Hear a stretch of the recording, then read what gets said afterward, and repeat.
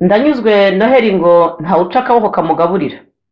Intambara, impunzi, jenoside, ngibyo bimwe ngo mu bigaburira perezida Paul Kagame.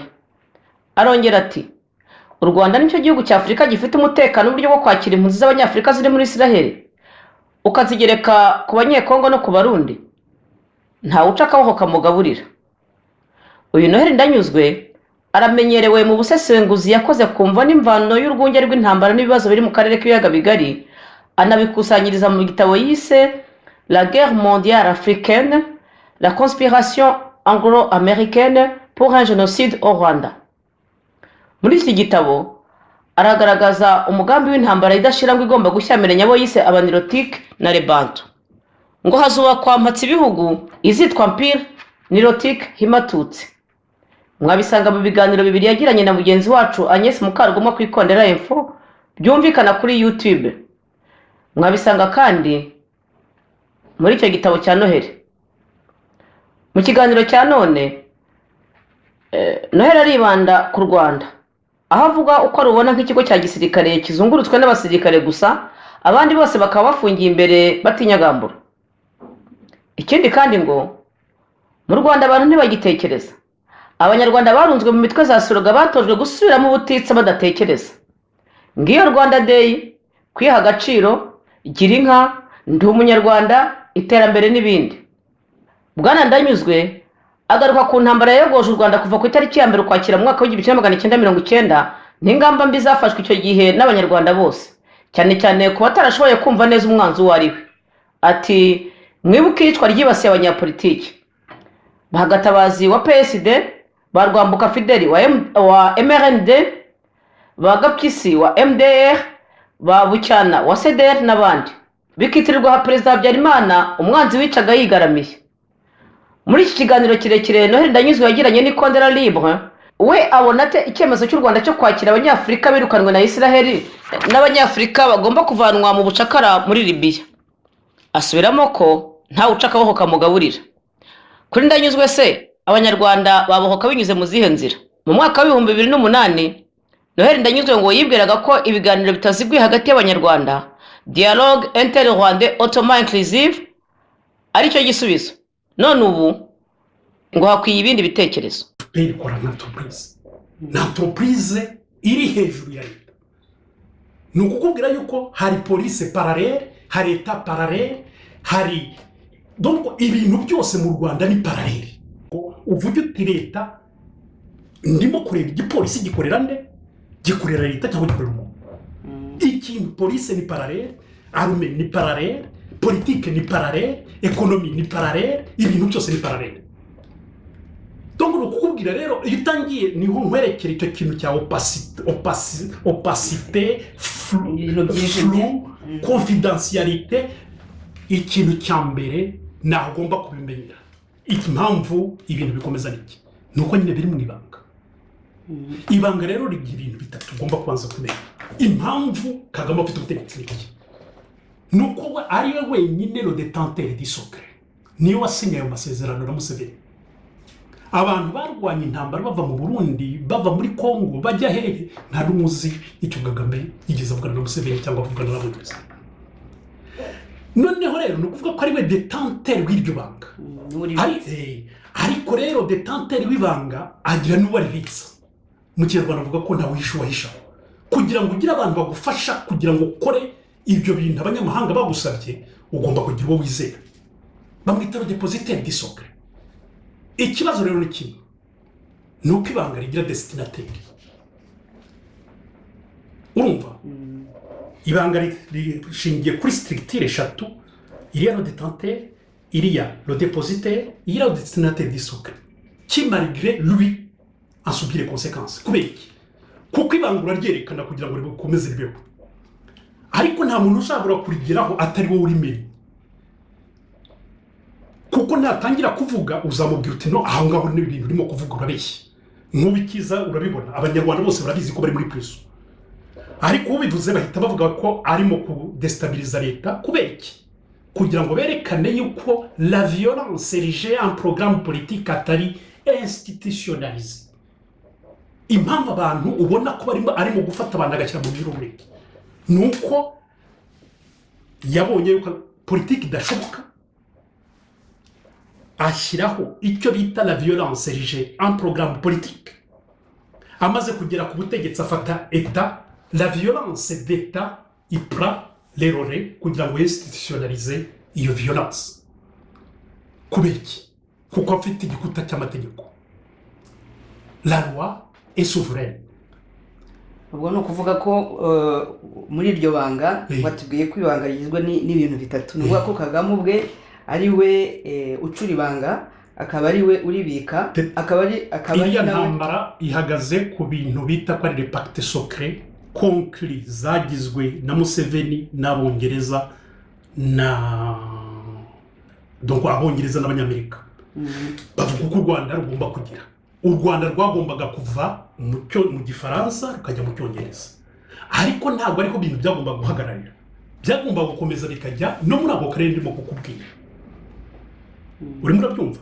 U Rwanda rero kugeza ubu impamvu nta politiki igomba kubaho n'iki nuko ariyo teritwari barimo bageragerezamo ibyo bintu.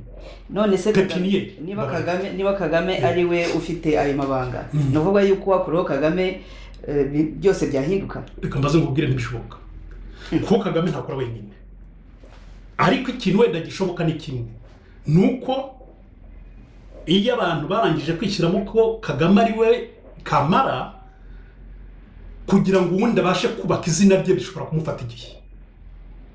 Icyo gihe rero atari yubaka izina rye ni ukuvuga ko ibintu bishobora guhinduka. Iyo ni senariyo ya mbere. Iya kabiri ni uko ntabwo Kagame ashobora kuba muri kiriya gihugu atabasha gukora politiki. Uru nakora politiki ni rwo rupfurwe. Donc ni ukubwira yuko ageze mu kintu bita paradoxe aho adashobora gukomeza violence de manière indéfinie cyangwa se ngo yemere politiki. Azarangiza rero ate? Nagira ngo nkubwire ko uzajya kureba uko abitwa les tigres tamouls bo muri Sri Lanka barangiye. Abo bantu ni abantu bari bafite arabatoni b'Abongereza, yari minorite, noneho majorite ikaba y'abasingara, les singales. Iko rero byaje kugenda niki? Abo les tigres tamouls bafashijwe n'Abahinde. Uzi icyo bakoreye Abahinde nyuma? Uko ubona Kagame arimo kurwanya Ubugande ni nako les tigres tamouls zafashijwe na Inde. Abo bantu baje kugera kuri sommet, baba abantu une rebellion bien organisée, bagira les marines, bagira iki? Uko barangiye niko Kagame azarangira. Kubera iki? Ntushobora kwereja programme, donc la violence un programme politique ngo wumve yuko ibyo bintu abantu bazabyemera kugeza isirangiye. Kuko abimbere nibitabaho ntabwo uri wenyine ku butaka. Ni ukuvuga ko abaturanyi bawe batazigira bagira amahoro. Kuko kugira ngo ugire amahoro ifuka abaturanyi bawe bafite amahoro. U Rwanda rero nibyo koko ntabizigira bibaho imbere, nakubwiye ko ari prison, ariko u Rwanda nta kizabuza kujya mu ntambara hagati y'abaturanyi bawe aho gutegereza gato. Impamvu nayikubwiye ntabwo ari ikindi, nuko bafite ubwoba bw'ejo kazaza. Ko tubona umuntu arimo gukora gutya akakora nk'uko twakoraga tubeshya tugira dute, aho nawe ntabwo yaba arimo ategura intambara. Afite nta kintu kirimo gitegurwa hariya. Ubwoba Kagame agira ni inzira yanyuzemo, ni igicucu cye. Aragira ubwoba bw'ibibi yakoze, bw'inzira yanyuzemo, none akibwira yuko n'abandi hariyo barimo banyuramo. Akakureba gutyo wambaye umupira nk'uyu akavuga ati kuzi kuriya mupira twigeze kwambara. Icyo cyonyine kigahita gitanga sinyari ko ushobora kuba nawe urimo guca nkaho yanyuze. Kandi wenda nta bantu bifite. Ndanizo reka dusubire inyuma gato. Watubwiye yuko umuntu ufite amabanga kuri biriya byabaye mu Rwanda ari Kagame. Kuki se Rwigema we ataba yarafite ko ari watangije intambara? Icyo nshobora kukubwira nuko Rwigema yari umuntu independent, niko nabikubwiye. Ntabwo ari umuntu wavugirwagamo. Ni umuntu wemeraga yuko ushobora kumufasha matondi, ariko muri uko kumufasha ukemera yuko nawe afite politiki yagomba gukora. Nawe se yarafite iryo banga cyangwa wenda bari bararimuhisha? Icyo ugomba kumenya nuko ntago Kagame yagiye kujya kwiga muri Amerika, iyo aba ari we uzategura iyo ntambara niwe bagombye ko baroherejeho Rwigema. Nuko Rwigema bari bazi neza ko agitangiza iyo ntambara agomba gupfa, Kagame akaza akaba ari wiyobora. Kubera iki Kagame ariwe bahisemo? Nuko ina pas de limite. Ni umuntu udashobora kuvuga ati yavuze ati bindi buze kukwicara kwica. Kuki se Rwigema bamwishe? Bamwishe kugira ngo Kagame ariwe ubasha kuza kugeraho. Noneho Rwigema yari afite abantu nka Nyerere b'inshuti ze, ari inshuti y'umwami uko babivuga. Noneho icyo rero bakoze niki, nuko FPR yari yararangije gucikamo ibice. Hari igice cyemeraga yuko abantu bashobora kuguma muri repubulika ariko bagakomeza kugira domination na soumission. Eta iri ishingiye kuri ibyo bintu ko ari bibiri, domination soumission, ariko bakabikora muri repubulika. Kubera iki? Kubera kuko Museveni na Bagaza bakoranaga icyo gihe, ntibashaka yuko mu Rwanda hasubiraho ubwami. Kubera iki? Ko byari gutuma ubwami bwabayeho mu Burundi, mu Bugande nabwo bushaka kugira ngo bwisuganye, noneho uzana icyo kibazo. FPR ijya gutangira yari ifite icyo kibazo cy'abantu bemera yuko na repubulika icyangombwa ntabwo ari aho ushobora kubikorera, icyangombwa ni politiki uzashyiraho. Abantu rero bashaka kugira ngo baresitorera monarchi, ntabwo Museveni yabyemeraga. Museveni niwe wateguraga intambara. Uko nabivuze, Kagame nigeze ategura intambara. Kagame c'était un streamer bashyize hariya barakoresha, abona ageze ku butegetsi. Ikindi niyo mpamvu mvuga yuko abantu biwacu bakoze ikosa cyane. Ubundi mu byo navuze muri organe d'origine, organe de facto, ari bandi bivuga biwacu abategetsi, abantu bagiye bavuze ngo rebellion ni rebellion y'impunzi. Nta na rimwe umuntu wabaye umusirikare mu nzego za leta ashobora kujya mu kindi gihugu kabone nubwo yaba yaravuyemo nubwo yaba yaragize ati uwo muntu c'était un organe d'origine. Niko amategeko international abivuga. Organe d'origine rero ni ukukubwira yuko ntabwo wajya kunegosiya n'uwo muntu utanegosiye n'igihugu cye. Nubwo ni ukuvuga yuko igihugu des négociations zagombye kuba zakozwe hagati ya Museveni na Kagame n'ubutegetsi bw'u Rwanda. Ikosa rero bakoze n'iryo, nuko iyo ntambara ntiyashobora kurangira. Kubera iki? Abo bantu bari bafite bazariyeri aho ibintu bituruka, igihugu kirimo kibatera ntikigize gihagarika. Uratekereza se iyihe mpamvu u Rwanda rwanyuze iyo nzira? Kuki rutahise ruvuga Ubugande? Icya mbere ni ukwibeshya, ni ukuvuga uti ni ibintu byumvikana. Iyo ugiye gukoresha nako kubeshya umuntu uhera ku mateka ye. Impunzi zariho cyari ikibazo cyiswe, kugira ngo zibonerwe igisubizo ni ibintu byumvikanaga. Niba rero uvuga ngo urahakana ko ikibazo kitariho, hakana ko udafite impunzi ziri hanze. Ariko rero ugomba gutandukanya impunzi n'umusirikare. Umuntu wageze kuri les hautes fonctions z'igihugu, akaba general major, undi akaba service de renseignement, ntabwo ashobora kugenda ngo abaho ngo bukina none yongere asubire kuba impunzi. Niba abaye impunzi, araba impunzi ya Uganda, ntabwo ari kuza kuba impunzi y'u Rwanda. Yarangije guhitamo arazinukwa. Ariko se byagenze bite kugira ngo abantu bose bo mu Rwanda, ari ubutegetsi bwari buriho, hari n'amashyaka ya opposition nawe wari urimo, byagenze bite kugira ngo abantu bose boye kubona ko Museveni arimo kubabeshya cyangwa boye kubona ko bibeshye? Icyo nshobora kukubwira nuko habayeho umukino wa politiki. Umukino wa politiki wari iki? Wari uko ikintu cya mbere bashaka ko Habyarimana yinsitura demokarasi. Amashyaka y'imbere yashaka ko Habyarimana ashyiraho demokarasi. Iyo urebye ubona yuko nta muntu wari muri opposition wifuzaga ko FPR ifata ubutegetsi ku ngufu. Ariko kubera ko yari irimo iteza akaduruvayo, baravuze bati ibi biradufasha gukanda Habyarimana atukorere concession. Kwibeshya cyangwa kutibeshya? Habyarimana kwibeshya kubura ayo mashyaka bivugaga gutya, yaribeshye cyangwa abanyarwanda b'imbere bose baribeshye. Si Habyarimana, abanyarwanda bose b'imbere baribeshye. Bibeshye ko barwana, bibeshya ku byo ashaka, bibeshya n'ibyo ashaka kugeraho. Ibyo bintu rero byo kuvuga ngo urajya d'abord kujya gushaka kunegosiya une sortie politique d'inégale insusceptible de tout compromis politique, ni ukukubwira ko ni wenyine en fait uzakora uko ushoboye me ntuzigere urangiza iyo ntambara. Kubera iki? Kuko ikibazo cyayiteye ntabwo kivugwa. Na n'ubu ugiye ukabaza abantu bo muri FPR bazakubwira bati twarwaniye iki, ntabwo ushobora kukubwira icyo barwana. kubohora igihugu cyarabahutse se. Ikibazo cyaragukemura impunzi zararangiye. Ikibazo cyari demokarasi na liberite, ibyo bintu byararangiye. Impunzi icyo nicyo kintu bavugaga yuko ari cyo giteje intambara, cyararangiye. Liberite, uburenganzira bw'umuntu burahari, demokarasi irahari. Me Kagame yarabivuze.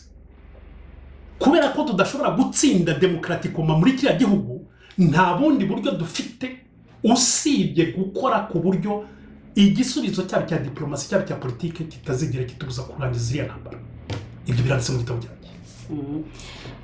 Kare dutangira ugeze kuvuga amateka nyine ya revolution ya 59, uza kuvuga yuko nyine abahutu icyo gihe bafashe ubutegetsi, kuki abahutu batabutinzeho?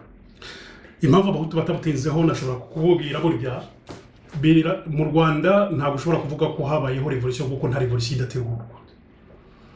Mu Rwanda abashatse revolution ugomba kubumva bari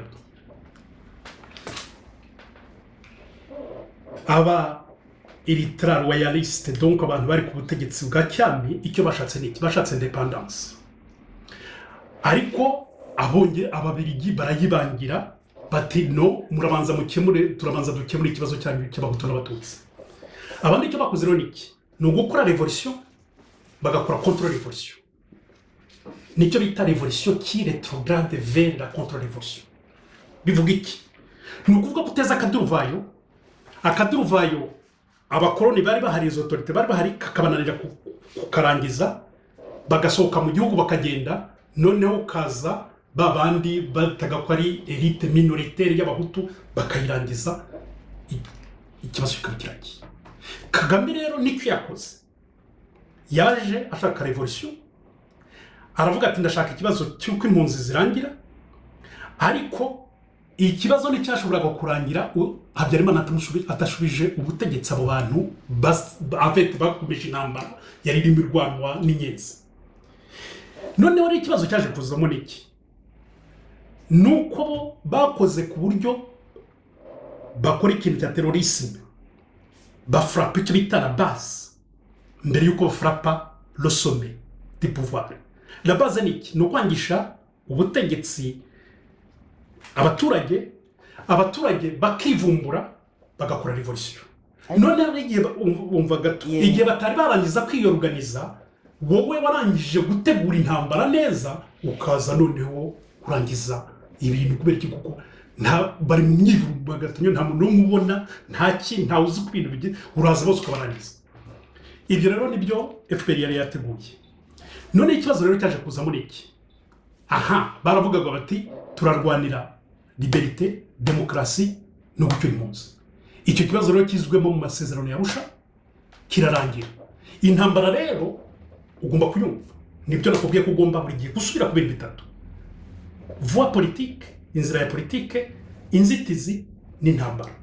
Intambara irwanwa iyo ikibazo inzitizi yari ku nzira ya politike itabasha kubonerwa igisubizo.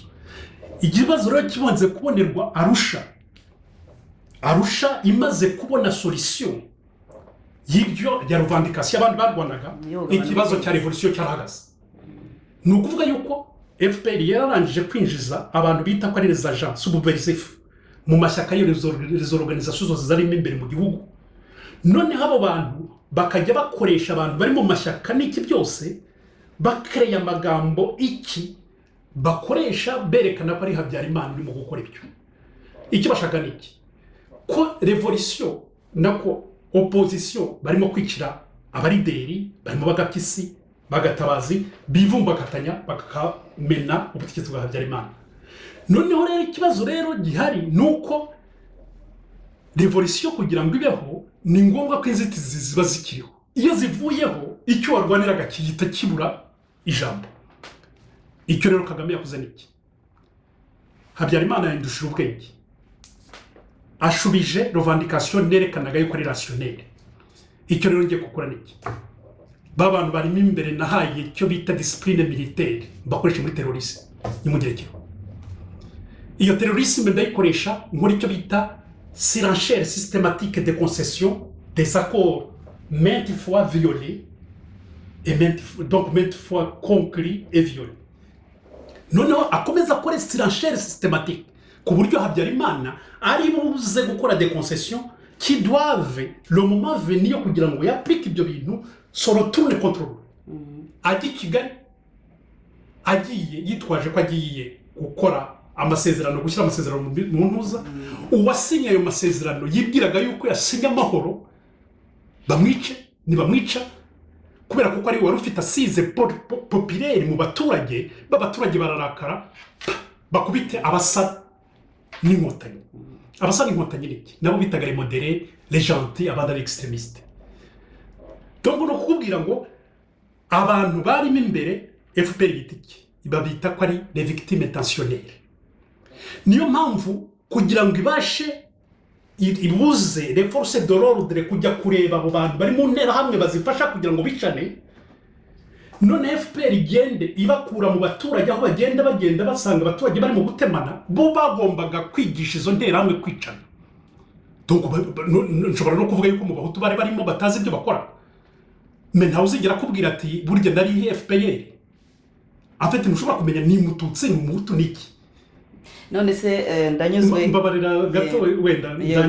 noneho abo bantu FPR yakoze niki abo bantu barajya mu baturage bivange mu baturage bakora ibyo bagomba gukora noneho twebwe donc biyokipa abaturage babice noneho twebwe natwe tyokipe les forces de l'ordre n'abasirikare abasirikare ntibazajya kuba ahantu hose bajya kubuza abaturage kwicana nibatababuza kwicana twebwe tuzaba turimo twumva icyo dushaka nta kuvuga ngo uraca ku muntu urimo kwicana ngo ugire umubuza oya umubuza uramureka yice icyo ushaka nuko urangiza ufite ingufu none ukaza urangiza wa wundi nta kindi kibazo afite nuko FPR yakoze rya ntambara yangiza igirangije rero nuko kukubwira yuko ugomba gufata ubutegetsi bwose kubera iki le résultat igomba kwakita le vainqueur aho intambara irimo imurega le terrorisme ni ngombwa rero ko rero muri icyo gihugu nta muntu uzigaramo ushobora kugira umunwa wo kuvuga ibyo yabonye niba atavuga ibyo babonye niki ni ukuvuga amateka atazigira yandika uko yanditse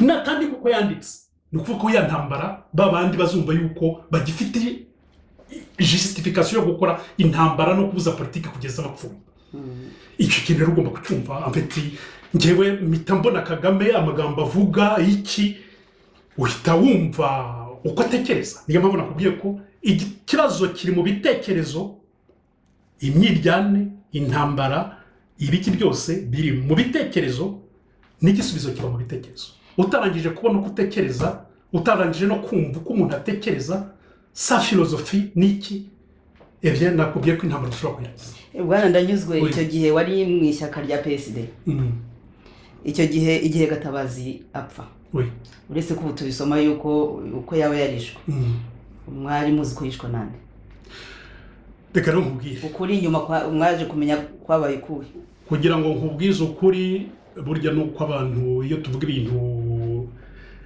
abantu batabasha kubyumva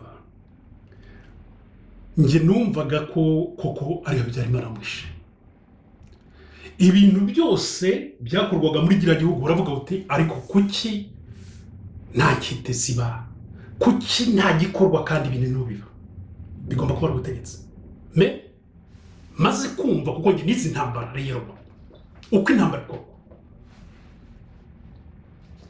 ndavuga teori y'intambara narayizi afite nabonye ko Habyarimana yari yabibonye abona yuko abarimo babikora afite barashaka iyo tekinike kugira ngo isobe neza n'umuntu wayivuzeho cyane n'uwitwa Muceri ubundi n'uwitwa Volkov abo bantu banditse kuri cyo bita guerre de désinformation n'iki byose abo bantu iyo ubasomye ubona yuko FPR yakoze intambara mu bice bibiri technique de provocation, répression, appel à l'unité contre l'ennemi commun. Iyo rero ikintu ukuvuga yuko mbere babikoraga bakoresha opposition ari imbere. Opposition y'imbere rero ibonye les obstacles zari kuri politique zivuyeho. Ikibazo cyaravutse. Iti noneho reka dukoreshe propagande des droits de l'homme mbyandikamo mu gitabo cyanjye. Ni ukuvuga ko mbere gitangira intambara yakoze icyo bita technique de camouflage za twasirimo gukora. Noneho nyuma yaho iza gukoresha icyo bita la tactique des droits de l'homme. Iyo tactique des droits de l'homme ikora iki? Ndica abantu mbakureke, mbice mbareke mureke. Nk'urugero ubibona Kagame amaze gukora ni contre information umaze kubona mu Bugande. Urabona abantu b'abanyamakuru bamaze gufatwa 8 bavuga yuko babashinza ikintu cya trahizo. Nibyo koko ni Kagame wabwiye abo bantu abaha information barayipublique. Mais icyo yashakaga ni contre information. Abantu bafashwe barimo kudurumvaga barimo gukora imidurungu barimo kudestabiliza Uganda bagiye mu ntuza noneho nayo kugira ngo destabilize Museveni uri buze kuvuga yuko abo bantu bafashwe kubera kuko bavuze yuko ari Museveni ahubwo urimo kudestabiliza u Rwanda. Uhise ufata ibyo urimo gukorayo uracyura impunzi u Rwanda rurabizi, Mutabazi yaragiye abandi baragiye buri wese arabizi, ariko uhise ukora ku buryo abajournaliste 8 bafatwa. Noneho uvuga uti uhite ubwira abanyaburayi batarimo kumva ibintu bibera kuko iyo information urebye yatangajwe na la Libre Belgique. Gendo irebereho compre yatangajwe na la Libre Belgique. Noneho icyo yakoze rero Kagame niki ni ukuvuga ngo uriya yatanze information niyo ariko ndakora control information ariko nkoresheje n'ibintu biri byo.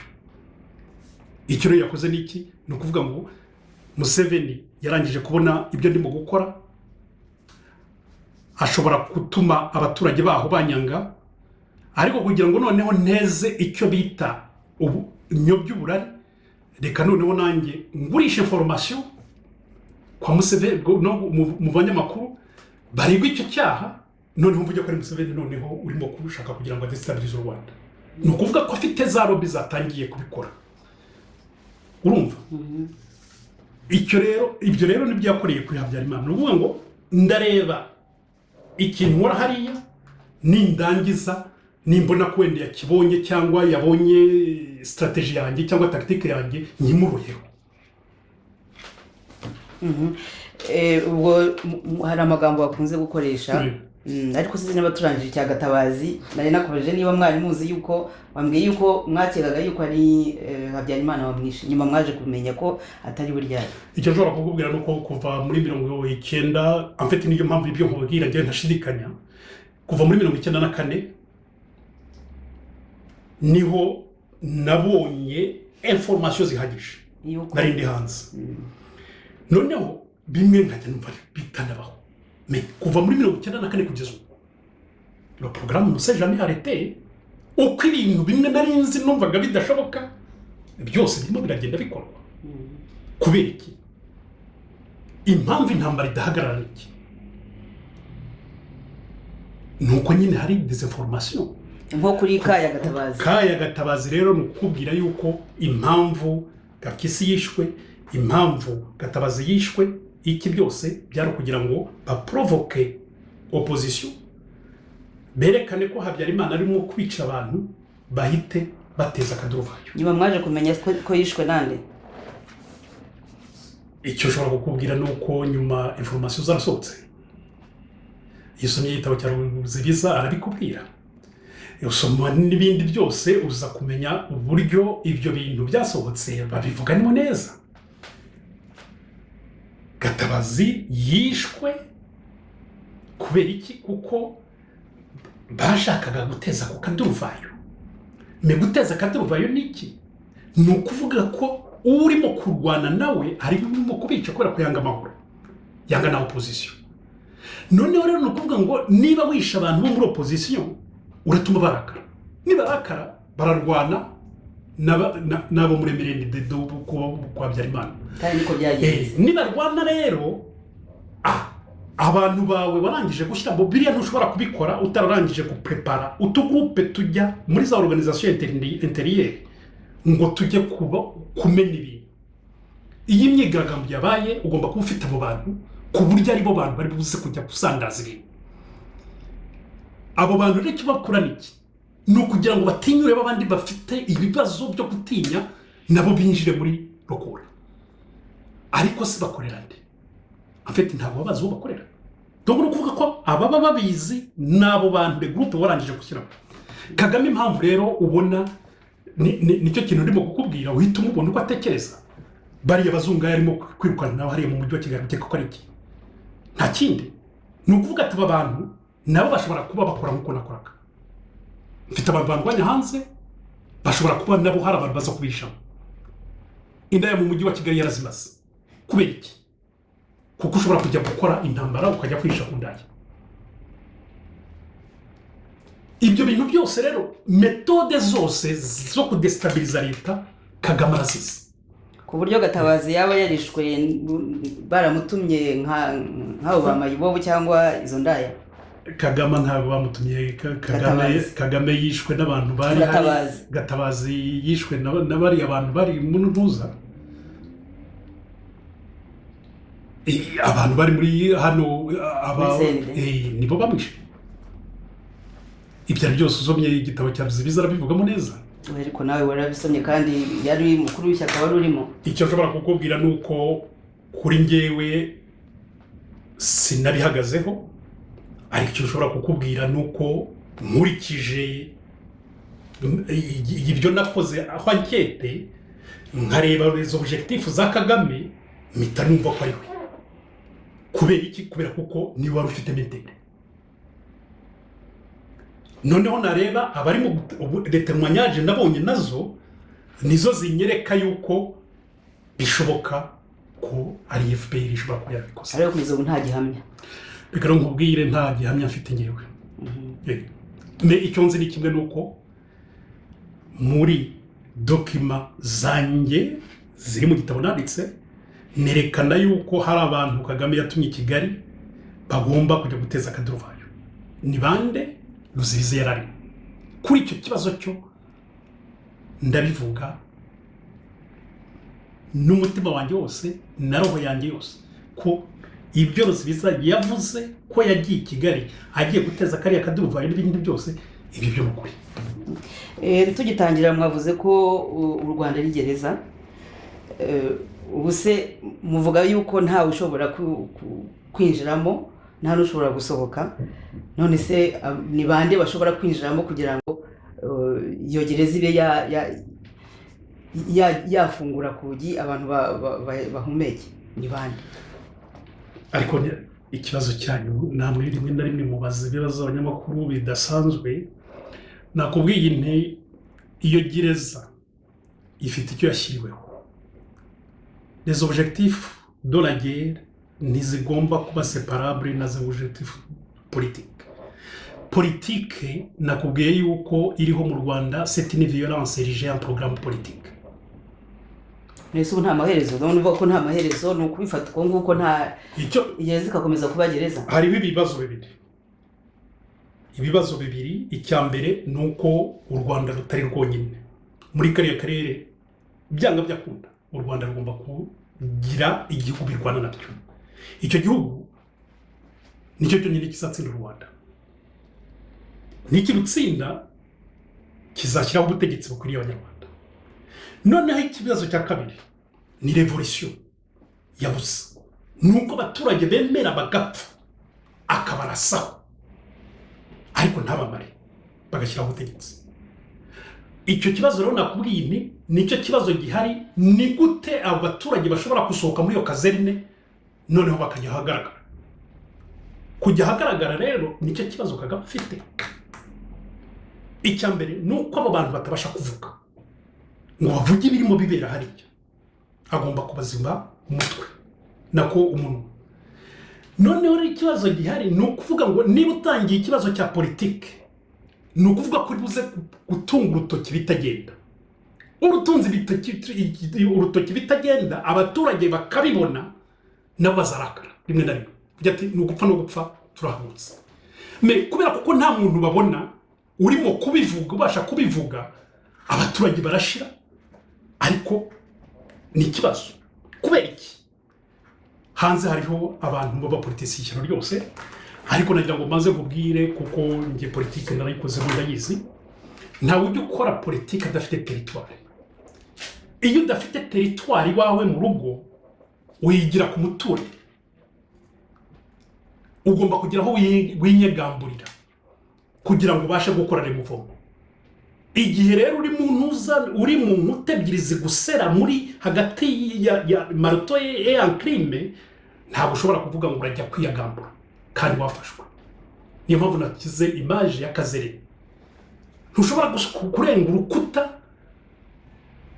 ngo uvuge ubwire abantu bari hariya bakumve utarangije kururenga none se aya mashyaka akorera hanze yaba arimo nakubwiye ko udashobora Kagame ni umuntu wize iby'intambara icyo atazi ni teori me pratique arayizi icyo nakubwiye nti icyo wareba abashobora kumurwanya bose bari mu bihugu bimukikije agomba gukora ku buryo nta kintu babasha kugeraho batabona les bases arrières nk'izo yabonye niba adafite base arrière imbere afite les services de sécurité zirenga nk'umunani n'ishyano ryose izo services de sécurité buri muturage wese aragiwe nk'inka none kukubwira yuko adashobora kugira uwo abwira amfite yashyizeho systeme ku buryo uwo ubwiye akeka kurimo kumuneka wamubwira ukuri agatangira kumva utaza kungurisha donc ntushobora kumenya uwo kubwiza ukuri n'utakubwiza ukuri iyo systeme yo kwishishanya yaragiye ayishyiraho ku buryo no mu rugo iwawe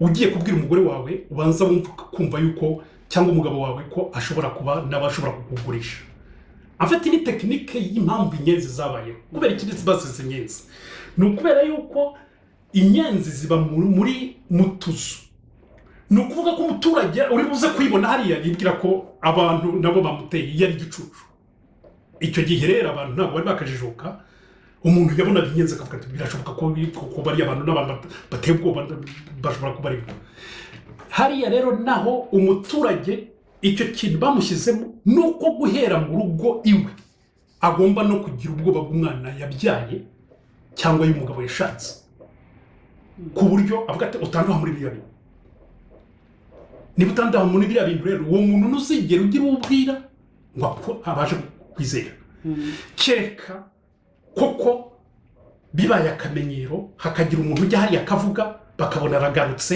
ubundi akajya hariya akavuga bakabona aragarutse abaturage nibo bazongera kuvuga bati wenda koko biriya bintu birashoboka kugeza ubu ngubu Kagame yarangije gushyiraho icyo bita imbunda nako kadona ingufuri arafunga urufunguzo gutya igihugu aragifunga ukijyamo nibyo ajyamo akareba ko ibintu birimo bigenda ariko ni revolution uzabona yuko yubatse ibintu akagira ibintu bya ekonomi akora biri muri revolution ariko ahandi le domaine social le domaine politique le domaine yindi aho hantu nta revolution ihari wenda tuvuge ko revolution yayikoze mu byo arimo gukora ariko nabyo ni ibintu bwana Ndanyuzwe wizi bya politiki n'iby'intambara ubu byo tubona mu baturage bamwe no mu mashyaka ari hanze hari barifatanya nk'uyo ubona abantu bavuye wenda mu gihugu birukanwe n'ubutegetsi bwa FPR bakaba barimo kwifatanya n'abahoze muri FPR ndetse bari n'abasirikare utekereza ko iyo ideologie strategie yaba ariyo kuri ngewe nagira ngo maze nkubwire yuko ntabwo ndi umuntu ukunda gukritika ibintu umuntu umwe yarabivuze aravuga ati mbere yo kugira ngo ukritike umuntu ugomba kumukunda numara kumukunda niwe ugomba kumukritika kubera ko kumuzi ngero nafashe igihe cyane cyo kugira ngo mbashe gukritika Kagame no kumuvuga uko ateye kumureba uko atekereza no kumenya uburyo iriya ntambara yirwanye kugeza ubu wabanje no kumukunda no Kagame ndamukunda kuko Kagame impamvu mukunda ni imwe simukundira ibyo yakoze me Kagame azi neza ko yize amashuri ane ntabwo yari kuzapfa abaye perezida. Museveni wamuhisemo yarabizi, yaravuze ati kugira ngo nditure ibyo bintu byize by'amashuri by'abafrancofone il faut ko nshyiraho imashini. Ashyiraho imashini idafite limite arabamara. Niki mukundira se? Oya nukubwira yuko ahageze ntabwo Kagame yari kuzigera abasha kugera ahageze atarakoze ibyo yakoze. Aho rero yerekanye ikintu kimwe, icyo bita ikintu kimwe. Abasosiyologe, abakriminologe, abahistoriye bazaboneraho ibintu bandika, kuko ngewe ndabikubwiye uburyo intambara ikorwa, uburyo intambara hagati y'uwo bita l'adversaire le plus faible militairement et l'adversaire le plus fort militairement, uri buze gukora ku buryo la supériorité des forces dans la guerre ziri buze kubiversa. Ni ukuvuga ko yageze kuri Habyarimana ajya kumwica, Habyarimana ageze ku cyo bita supériorité absolue nako infériorité absolue ku buryo amufata gutya.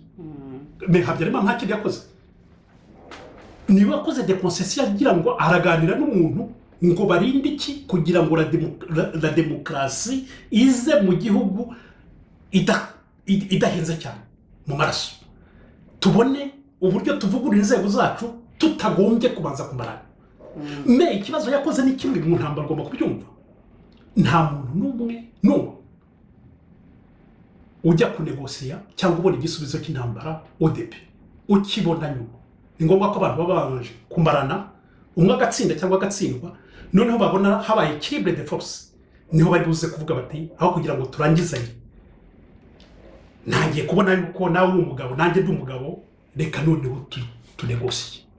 Kagame rero amaze kubona yuko abantu b'imbere barangije kwemera yuko banegosiye ODP nta ntambara yabo, aha icyo yakoze niki nicyo bita la conservation des forces.